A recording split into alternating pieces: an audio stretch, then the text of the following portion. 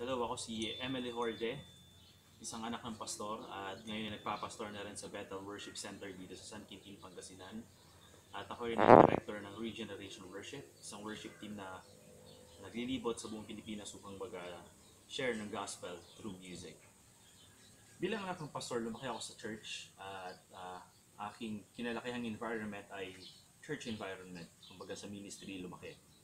At dumaan din ako sa pagiging isang kabataan dahil hindi porket anak ng pastor ay marami nakakaalam na kami ay mga banal-banal na, pero ako rin ay isang normal na tao at dumaan din ako sa pagiging kabataan katulad ninyo at dumating sa point ng buhay ko na dumating din yung mga hindi kaaya-ayang bagay na nasubukan ko ng magbanda at kalakip ng pagbabanda nandoon na rin nasubukan kong gumamit ng sigarilyo.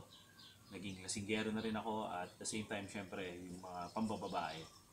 At dumating sa point na sobra na. Kumbaga malala na yung sitwasyon. At nangyari ay inaresto ulit ako ng Panginoon. Ang ginawa ko ay binigay ko ulit ang buhay ko sa Lord. At doon ko na-realize na yung word na Lord ay hindi ganun basta-basta. Marami nakakalam sa atin na Lord ay isang tawag sa Diyos natin. Pero kung re-research natin yung Lord, the word Lord means Adonai. Pag sinabi mong Adonai, sa English, ang tawag dito ay owner. So nung naintindihan ko yung bagay na yun, na word na Lord, marami kasi tayong mga kabataan nagsasabi lagi ng Lord, Lord Jesus Christ.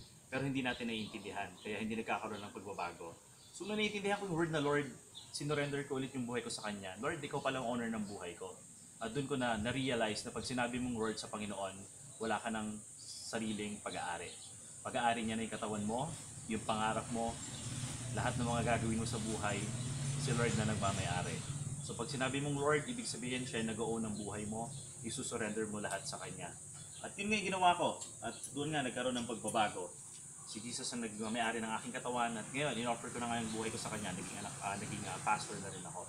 So I encourage everyone sa mga kabataan na intindihin natin yung word na Lord. Pag sinabi natin Lord Jesus Christ, seryosohin natin na siya nagmamayari ng buhay natin. Let's surrender our life to Jesus at siya mag-drive ng buhay mo, hindi ang sarili mo. Maraming salamat.